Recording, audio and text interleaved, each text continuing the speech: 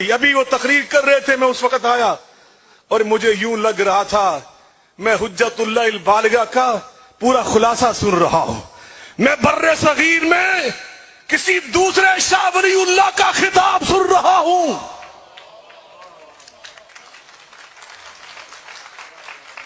یہاں تو تعصب کے مارے کل سارا سوشل میڈیا بھر جائے گا کہ ضیاء اللہ بخاری نے اہل حدیث ہو کر علامہ طاہر القادری کو جا کر شاہ ولی اللہ بنا دیا.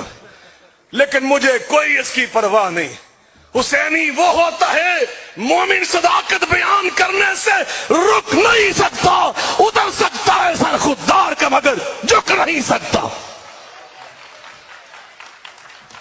لا یخافون لومۃ لائم.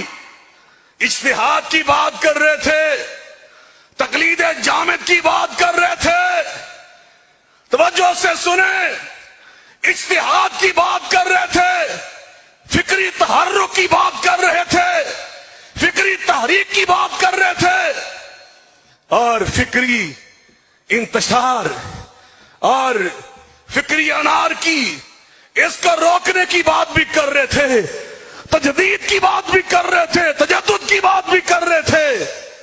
اور مجھے سید محمد داؤد غزنوی رحمت اللہ علیہ، جن سے بڑا ہم نے پاکستان کی سرزمین پر حجت اللہ البالغہ کا معلم اور مدرس اور استاد نہیں دیکھا، مجھے ان کے درس یاد آ رہے تھے. اور میں یہ بات بڑا ببانگ دول کہنا چاہتا ہوں، محاسن اسلام تمہیں تو آج اس کا احساس ہوا بین المذاہب ہمانگی کی تنظیمیں قائم کرنے کا، لیکن اسلام کا حسن کہ غیر مسلموں کے ساتھ نرمی، رواداری، ان کے ساتھ شفقت، یہ تو اللہ کی تعلیم ہے، رسول اللہ کی سنت ہے. لا ینہاکم اللہ عن الذین لم یقاتلوکم فی الدین ان تبروہم وتقسطوا الیہم. اللہ تمہیں ان کافروں کے ساتھ، ان غیر مسلموں کے ساتھ اچھا برتاؤ کرنے سے منع نہیں کر رہا جو تمہارے ساتھ لڑتے نہیں ہیں، جنگ نہیں کرتے، فتنہ کھڑا نہیں کرتے، بلکہ وہ بچارے تمہارے وطن عزیز میں تمہارے شہری بن کر اور تمہارے ملک کو سنوارتے ہیں، اس کو صاف ستھرا رکھتے ہیں، یا سکول بناتے ہیں، یا شفا خانے قائم کرتے ہیں. اور یہ سب سے پہلے پیغام اس پاکستان میں عملی طور پر اگر کسی نے کر کے دکھایا اللہ کی توفیق کے ساتھ تو بانی تحریک منہاج القرآن علامہ ڈاکٹر طاہر القادری کر کے دکھایا.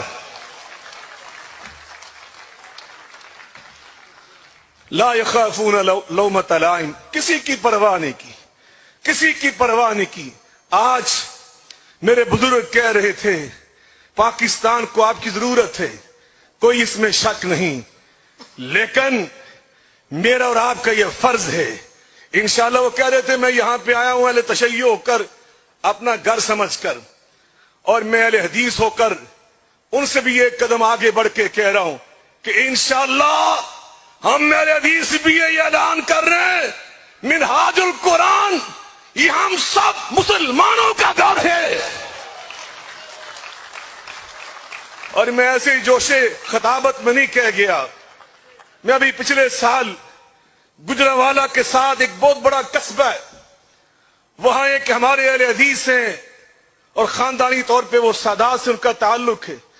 وہ پچھلے 3-4 سال سے مجھ سے خطبہ جمعہ کا وعدہ مانگ رہے تھے کہ خطبہ ایک بیان کرو، تو میں اپنی مصروفیات کی بنا پر انکار پہ انکار ہی کرتا رہا.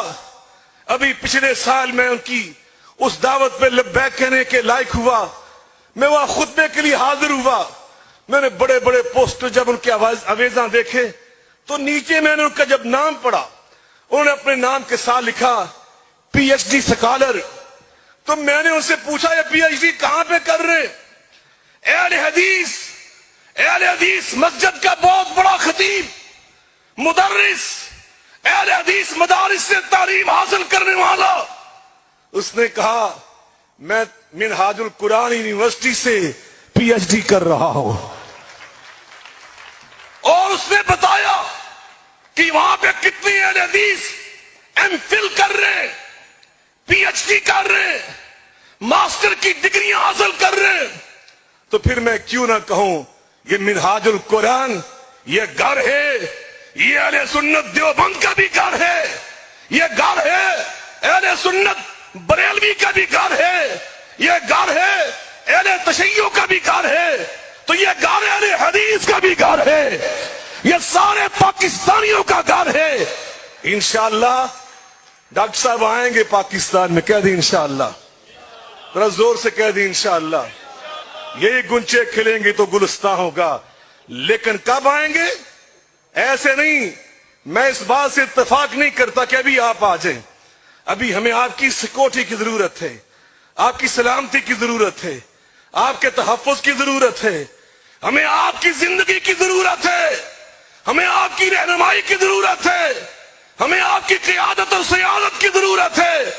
انشاءاللہ یہ آپ کے بیٹے, آپ کی یہ بیٹیاں, آپ کے یہ بھائی, ہم یہاں پہ مل کر انشاءاللہ ماحول کو بہتر بنائیں گے, زمین کو ہموار کریں گے, اور انشاءاللہ جب حالات ہمارے ہاتھ میں ہوں گے, معاملات ہمارے ہموار ہوں گے, پھر انشاءاللہ دنیا دیکھے گی کہ ڈاکٹر طاہر القادری آئیں گے اور انشاءاللہ پاکستان میں اسلامی انقلاب لا کے چھوڑیں گے. کیا میری اس تجویز سے متفق ہیں؟ تو پھر بتا دیں, سب کو بتا دیں. اور سیاسی اگر بات کروں, جدا ہو دین سیاست سے رہ جاتی ہے چنگیزی. ہم انشاءاللہ سراج الحق صاحب کہہ گئے کہ لکھا ہوتا ہے کہ چرس بھی نہ پیو, سیاست کی باتیں بھی نہ کرو. تم نے سیاست کو لے جا کے چرس کے برابر کھڑا کر دیا, اور یہ ہونا تھا کہ جب سیاستدان ہی تم نے چرسی وہاں پہ بٹھا دیے, جب نشئی لا کے تم نے شرابی کبابی بٹھا دیے. انشاءاللہ طاہر القادری کا انقلاب, انشاءاللہ یہ علماء, یہ فضلاء, یہ پڑھے لکھے, یہ پروفیسر, انشاءاللہ جب ان کے ذریعے انقلاب آئے گا, وہ علم کا انقلاب ہوگا, وہ قلم کا انقلاب ہوگا, وہ تعلیم کا انقلاب ہوگا, وہ تربیت کا انقلاب ہوگا, وہ تزکیے کا انقلاب ہوگا, وہ انشاءاللہ اللہ کی غلامی کا انقلاب ہوگا, وہ محمد مصطفیٰ کی تابعداری کا انقلاب ہوگا. لیکن سنیے, میں عرض کرتا ہوں, اس حوالے سے بھی جو فراست ڈاکٹر صاحب کی تھی, ابھی وٹو صاحب نے کہا تھا نا کہ میں 2 ساتھیوں کے ساتھ نکلا تھا. ایک دوست ڈاکٹر محمد طاہر القادری صاحب تھے, اور ایک میرے اس وقت ساتھی وہ فلاں صاحب تھے. لیکن فلاں صاحب کے ساتھ چند دنوں کے بعد ہی میری دوستی دشمنی میں بدل گئی, اور درویشوں کے ساتھ دوستی آج تک چل رہی ہے. اللہ والوں کے ساتھ دوستی ہمیشہ ہوتی ہے. قرآن میں اللہ فرماتے ہیں الاخلاء یومئذ, قیامت کے دن یہ ساری دوستیاں ٹوٹ جائیں گی الا المتقون, اور دنیا تو دنیا, اللہ والوں کی دوستی قیامت کے دن بھی کام آئے گی. یہ تو ہماری دوستیاں پکی ہیں انشاءاللہ. کہہ دیں انشاءاللہ, زور سے کہہ دیں انشاءاللہ. تو دنیا نے دیکھا ڈاکٹر طاہر القادری نے اس کے بارے میں جس کو تم نے کل رات پہچانا, کل رات تم نے پہچانا, ڈاکٹر طاہر القادری نے کتنے سال پہلے اس کو پہچانا. میری بات سمجھ آئی آپ کو؟ آپ نے رات کی تقریر میں اس کو پہچانا, ٹوپی والوں نے بھی رات پہچانا, پگڑی والوں نے بھی رات پہچانا, کلگی والوں نے بھی رات کو پہچانا.